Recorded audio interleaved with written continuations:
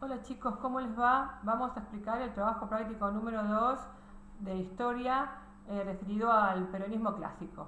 Eh, Antes de empezar a ver cómo respondemos pregunta por pregunta, voy a hacer una breve introducción que es básicamente lo que ustedes pueden leer en el texto, pero explicado a mi manera. Si nosotros tenemos que pensar al peronismo desde 1946 hasta 1955, tenemos que pensar un par de cosas. Y a mí me gusta empezar por la economía. Eh, entonces, pensemos que en el año 1929 se produce el crack de la bolsa de Wall Street y hay un cambio de paradigma en la economía. Y a partir de allí, los países que tenían esta visión de un capitalismo liberal en el que el Estado interviene muy poquito en la economía, a partir de esa crisis se empiezan a pensar otros modelos de economía, un modelo económico en donde los países y los estados, el Estado tenga mayor intervención en la economía. En el caso de la Argentina, esto se va a dar fuertemente durante este periodo del gobierno peronista. Entonces, si hablamos de una industria que va surgiendo a partir desde el año 1930, que se llama industria por sustitución de importaciones, que lo habrán visto en cuarto año, esta industria va a ser fomentada fuertemente desde el Estado en esta época del peronismo clásico.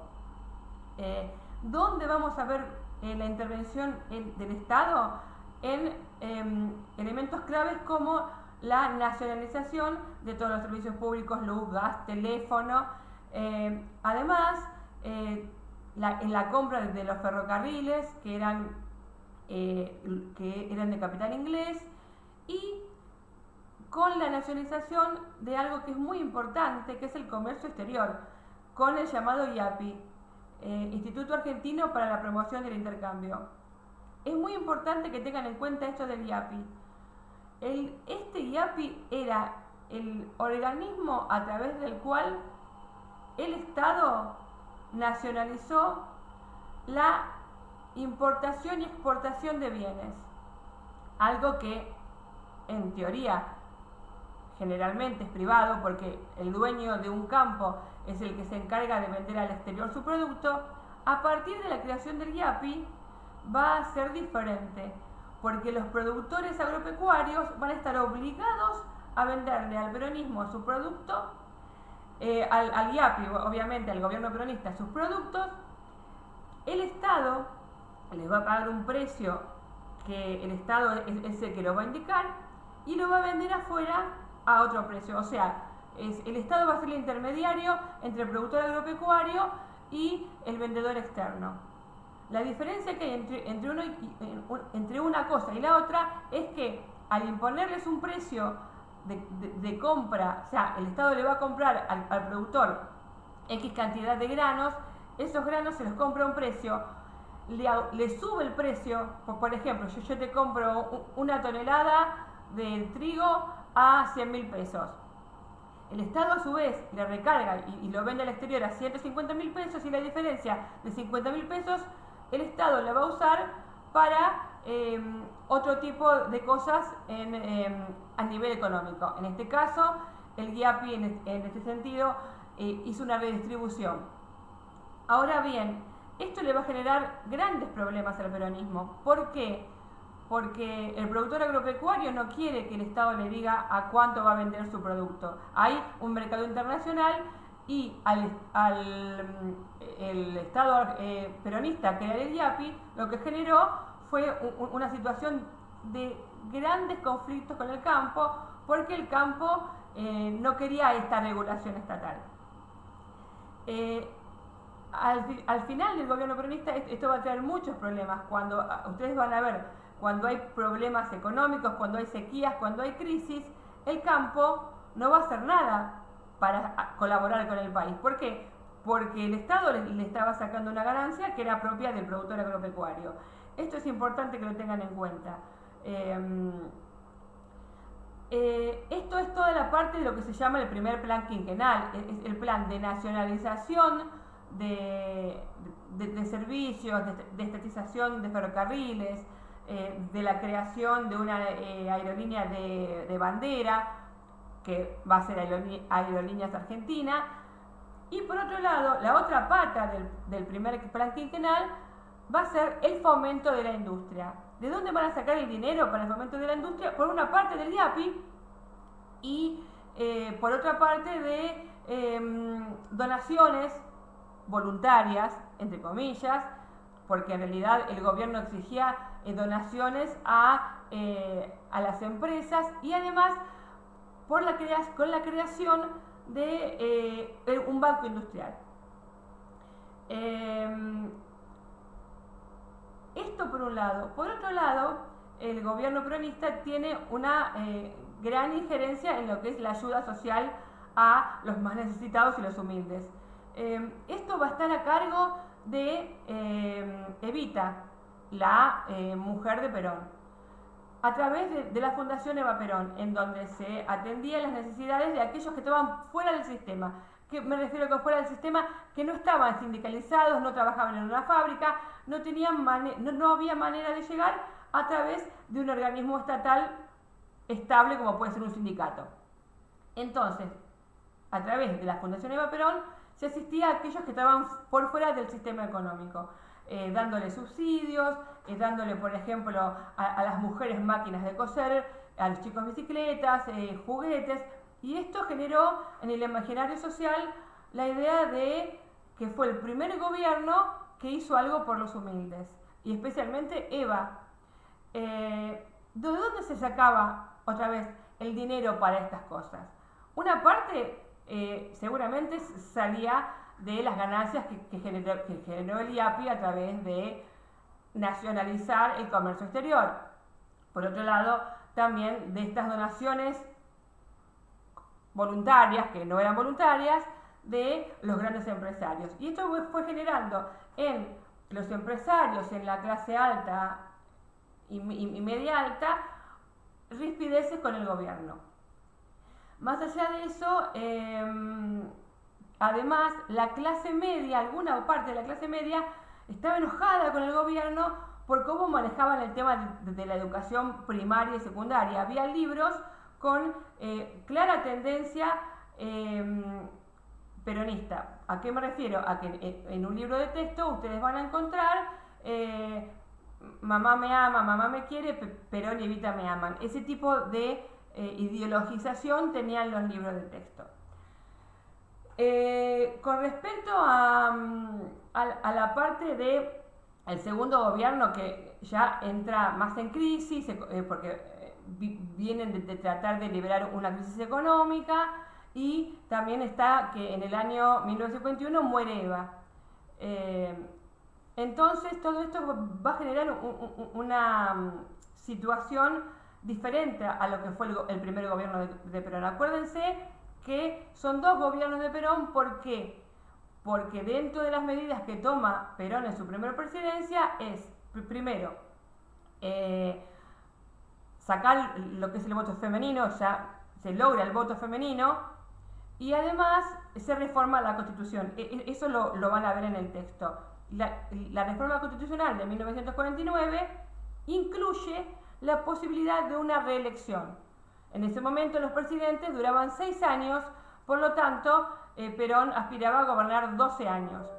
Lo que pasa es que en el año 1955 tuvo el famoso golpe militar de la Revolución Libertadora. Pero más allá de eso, esta reforma constitucional la pueden ver como todo hecho histórico desde varios puntos de vista. Muchos dicen que el logro del voto femenino, que fue una lucha de las mujeres por muchísimo tiempo, desde comienzos del siglo XX, que se va a concretar en el gobierno de Perón, muchos dicen que tenía la intención de duplicar la cantidad de votos, porque en cada hogar trabajador que votara un obrero, iba a votar su esposa por Perón. Entonces, que muchos dicen que tiene esa finalidad y no destacan la lucha de las mujeres por haber conseguido el voto femenino. Esto, bueno, como todos ustedes verán de qué lado está la verdad o si hay un poco de cada cosa. El tema también de la Constitución de 1949, que incorpora todos los derechos de los trabajadores, el aguinaldo, las vacaciones pagas, todo eso se incorpora en la Constitución de 1949, que después la va a derogar la Revolución Libertadora. También dicen que la Constitución tuvo como mayor finalidad lograr la reelección de Perón. Bueno, ustedes verán que hay de cierto en cada cosa. Si la Constitución, además de generar todos estos avances con respecto a los derechos de los trabajadores, tenía como gran finalidad lograr la reelección. Ahora, dicho esto, vamos a ver cómo contestamos pregunta por pregunta o de dónde vamos a sacar este tipo de información. Miren, la primera dice: realiza un breve informe investigando de diferentes fuentes la política económica implementada en la primera y en el segundo gobierno de Perón. Y acá habla sobre el primer plan quinquenal y sobre el plan de emergencia y el plan antiinflacionario. Yo ahora les voy a mostrar un par de cosas. Miren, acá tenemos un video que es súper largo, dura 44 minutos. Miren acá, ustedes tienen de quién es el canal. Acá, mírenlo bien, porque me gustaría que lo busquen. Si bien el video es largo, ustedes pueden ir cortando lo que necesitan de información. Miren, acá van a encontrar todo lo que es el primer gobierno y toda la parte económica del primer gobierno. Esperen que está lenta la internet. Bueno, pensé que iba a andar más rápido. Otra vez, acá está este canal y este video que dice primera presidencia de Juan Domingo Perón. Acá. Esperen un cachito porque evidentemente... Bueno, no. Vamos al segundo video, que es este. Este es muy importante porque de la parte económica del segundo gobierno van a encontrar menos cosas. Entonces, miren, acá encuentran la parte económica del segundo gobierno y van a encontrar acá el plan de estabilización del 52 con las medidas puestas en un cuadro y además la persona que hizo el cuadro, que es un profesor que se llama Jonathan Arbore, que está comentando el agro, es decir, reorganizar. ¿Ven? El corazón productivo. Está comentando este plan de estabilización. Productor de dólares este es un poquito más corto. De los productos agropecuarios. Quisiera que lean. Respecto al agro que porque sigue, está hecho un cuadro, está hecho bastante bien. Es más largo porque después habla sobre la política. Que era mucho más pero me parece importante ¿Cuáles que eran lo estas? vean. La primera y más importante de todas fue la Comisión Nacional de Precios y Salarios. La creación de esta institución acá lo explica era clarito. controlar. A ver si podemos retomar el primer... No, evidentemente hay un anuncio y esto nos genera... Con el nuevo Point Smart de Mercado Pago, vendés y cobras al instante. Esperen que pase el anuncio. Ahí está, otro anuncio más. Parece que YouTube está en contra de mi video hoy. Bueno, ¿ven? Todo lo que era la producción agropecuaria de todo esto que yo expliqué en breve también está explicado en este video. Pero también, ven, acá está toda la parte que yo expliqué del IAPI. Me interesa mucho que vean el segundo video sobre este plan de estabilización, que es una de las consignas que también pide el trabajo. Tienen otro acá, acá, miren, que esto es una página que habla sobre el primer programa de estabilización de posguerra, que es el Plan de Emergencia Económica de 1952. O sea, lo tienen en el video y lo tienen acá en este link. Acá en este link lo van a encontrar. Yo lo que voy a hacer ahora es ponerlo así para que ustedes puedan pausar el video y puedan leerlo de acá si no quieren buscar el link, que es este link que está acá arriba, Si no quieren buscar ese link, yo acá les voy a mostrar y lo voy a dejar un segundito frenado para que ustedes puedan leerlo desde el mismo video. Acá está. Lo voy dejando y ustedes pueden ponerle pausa. Acá sigue y acá sigue también. No es tan largo, pero bueno, de acá también pueden sacar información sobre el plan que hizo Perón para salir de la crisis que tuvo desde el final de su primera presidencia hasta principios de la segunda presidencia. Sigo un poquito más para que ustedes puedan copiar y pegar. Se me chispoteó. Para que ustedes puedan leer y agregar alguna información sobre este plan de emergencia económica de 1952, que es un plan antiinflacionario, porque ya que estamos hablando de la inflación, el tema del primer plan quinquenal, esto de el aumento de salarios, provocó una inflación. ¿Por qué provocó inflación? Porque los empresarios, cuando tenían que aumentar los salarios de los empleados, lo que hacían era aumentar, porque obviamente empezó a haber reuniones entre los gremios y entre los sindicatos y los empresarios, y estaba como intermediario el Estado. Entonces, si el Estado imponía un aumento del 10% a los empleados metalúrgicos, ese aumento del 10% no lo iba a absorber el empresario, sino que lo trasladaba al precio del producto final. Entonces aumentaba el precio de lo que esa empresa producía, esa fábrica producía. ¿Y qué hacía el Estado? Si había aumento de precios en los productos, hacía aumentar el salario. Entonces había aumento de precios, aumento de salarios, aumento de precios, aumento de salarios, y eso generó lo que se llama la inflación por precios. Entonces, tengan en cuenta que el primer plan quinquenal, que tenía buenas intenciones, generó un proceso inflacionario importante por primera vez en la Argentina. Bueno, y acá terminó lo que les decía yo, los del plan de emergencia, que fue un plan de emergencia que básicamente trató de paliar la inflación que se había generado con montones de medidas económicas que se había tomado durante el primer gobierno. Tengan en cuenta básicamente que si durante el primer gobierno lo que se propone es aumentar el tema del consumo, en el segundo plan lo que se va a intentar es evitar que la gente consuma y se va a fomentar el ahorro. Es muy importante que tengan en cuenta esto. Bueno, vamos al trabajo otra vez. Después dice que, usando las mismas fuentes de la consigna anterior, destaca el papel jugado por María Eva Duarte de Perón en el tema de las políticas de índole social, de la creación de la Fundación Eva Perón.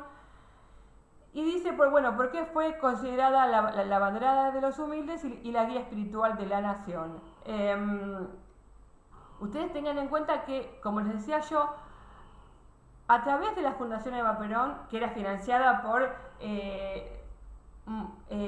como les decía yo, por los excedentes del IAPI y por la redistribución que había hecho el Estado del ingreso, y por también, acuérdense de este tema de que las empresas tenían que hacer donaciones para la fundación.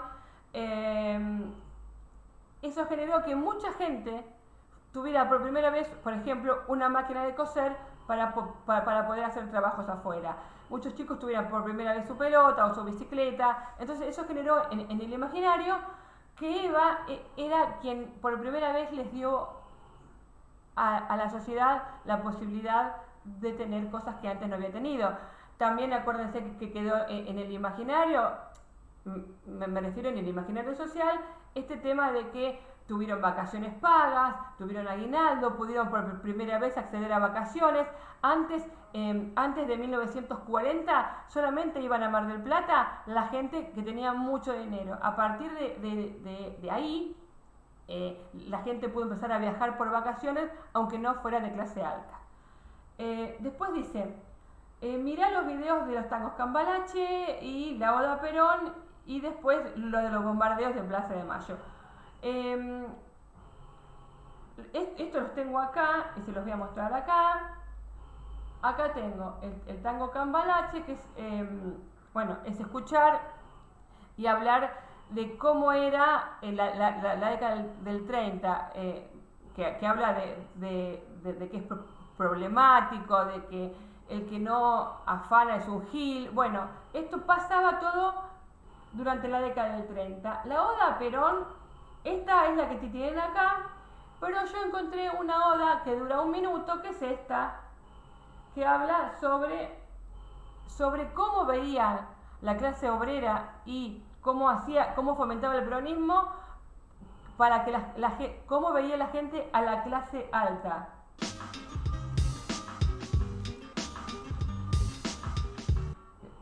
Voy a subir un poquito más. No me digan que se me está. Ahí va. Ahí va. Uturunco Producciones representa. Es cortita, así que la voy a dejar.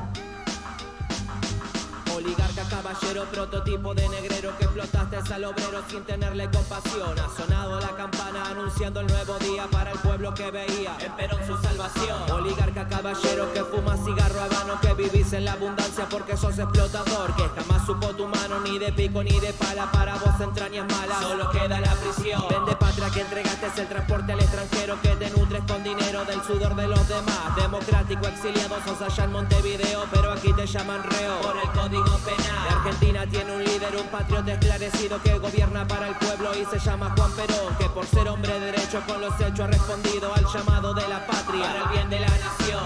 Gritan todas las mujeres argentinas, eternamente nuestra jefa espiritual, que en la obra más humana, más cristiana, más divina ha luchado junto al líder por justicia y libertad. Menos pobres, menos ricos, sin mezquinos sentimientos, es el lema del gobierno hecho carne en la nación, de este pueblo de argentinos de elevados pensamientos que jugándose el destino da la vida por Perón.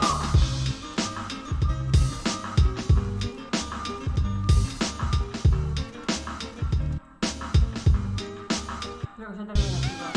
Sí, termina ahí. Esta es más cortita, la otra dura 3 minutos porque repite todo lo mismo.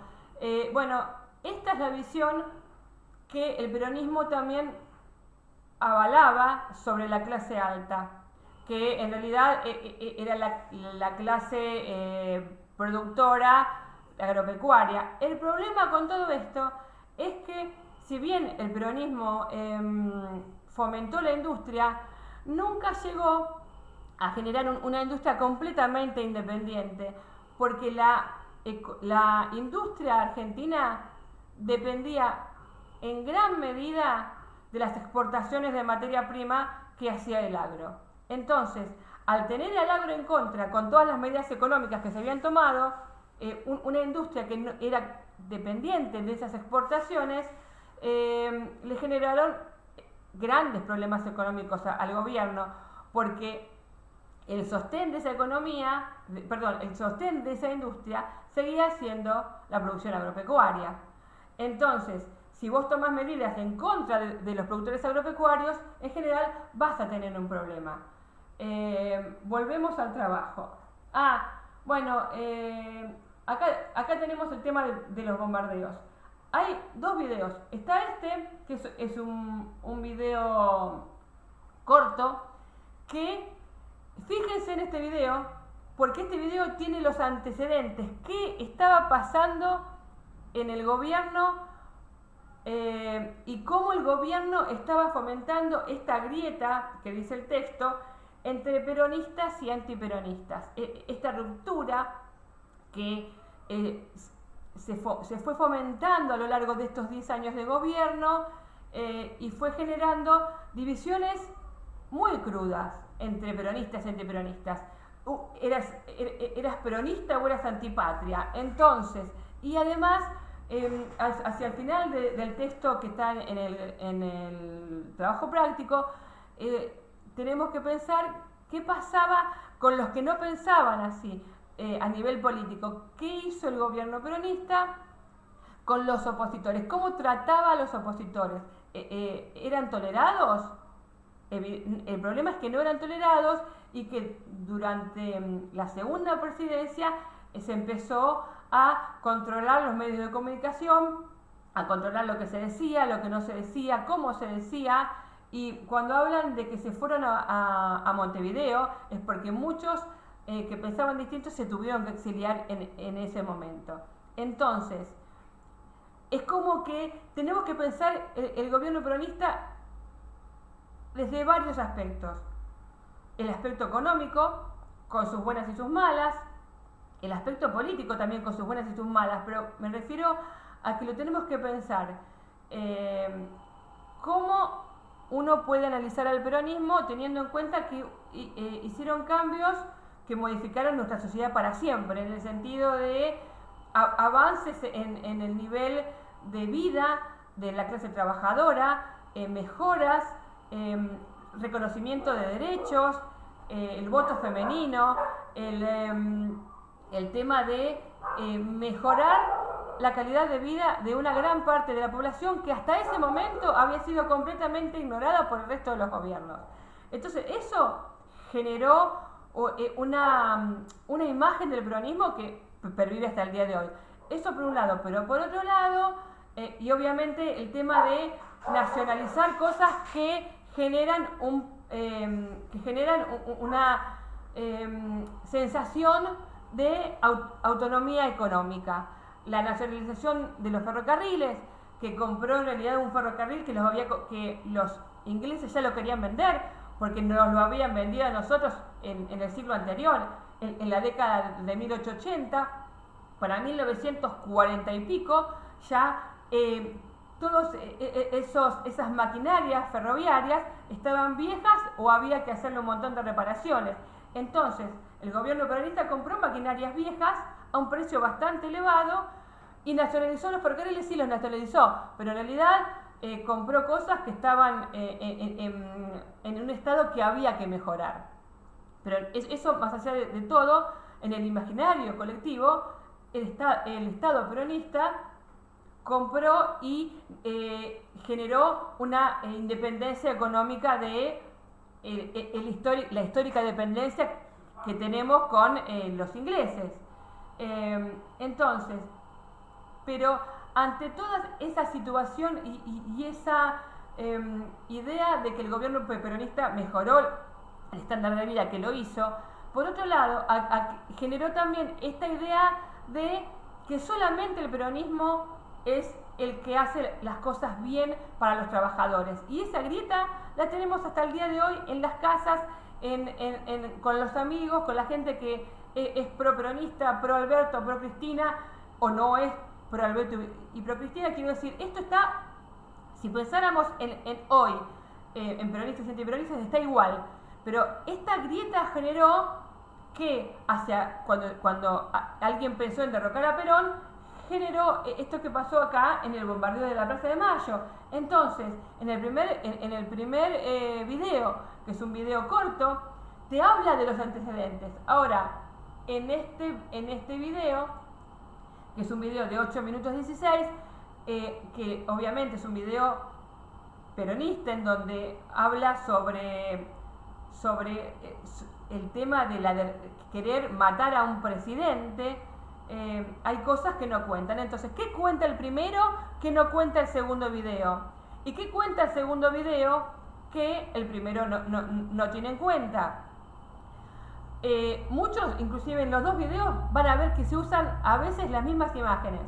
Terrible, cruel, porque además el tema de que había chicos que haciendo una visita escolar, una visita didáctica a la Casa Rosada, es cierto, y que había gente que iba a trabajar y había chicos que iban a la escuela y que fue una masacre, es terrible. Y esa parte de ver qué dice un video y qué dice el otro es muy importante que lo incluyan en el trabajo. Seguimos. Esto es la 4 que hablaba sobre los 2 documentales. La C, acá habla sobre, ustedes, yo no sé si sabían este tema de los bombardeos. Si no lo sabían, ¿ustedes pensaron que había habido tanto grado de violencia en contra de un gobierno que nos guste, les guste o no les guste, nos guste o no nos guste, fue un gobierno elegido de manera democrática y los opositores no encontraron otra salida que generar un bombardeo a la Plaza de Mayo y matar civiles inocentes? Bueno, eso hay que tenerlo en cuenta. Y la D dice, ¿puedes encontrar algún tipo de relación entre los hechos ocurridos en junio de 1955 con el tema de los oligarcas? Fíjense en el tono en el que tratan a los opositores, los que son peronistas. Entonces, hablando de la grieta, digo, este odio que se generó porque entre unos y otros, ¿tiene algo que ver con el bombardeo de 1955? No es justificable semejante violencia, pero la pregunta es, ¿esta manera de tratar a los opositores tiene alguna relación con lo que vimos en el bombardeo de la Plaza de Mayo de 1955? Por ahí va la pregunta. Yo creo que está todo hecho el trabajo. Lo que les pido, por favor, es que, si bien se pueden fijar en todo lo que yo les mandé acá, en este texto, en el video 1, por favor, miren estos 2 videos antes de entregar, porque son importantes. No les digo que los miren todos, porque son videos largos, pero sí las primeras partes y los cuadros en donde van a tener las respuestas a la parte económica, y después hacia el final del video van a ver que también tiene la situación política el primero y el segundo peronismo. Entonces, espero que haya sido yo bastante clara, y además que estos 2 videos que les digo de este profesor que está acá y acá les sirva para terminar de completar el trabajo. Les pido, por favor, que se tomen su tiempo, que hagan una redacción clara y que no dejen nada fuera del trabajo. Cualquier consulta, ya saben, me mandan un mensaje privado por WhatsApp. Espero que haya servido, chicos.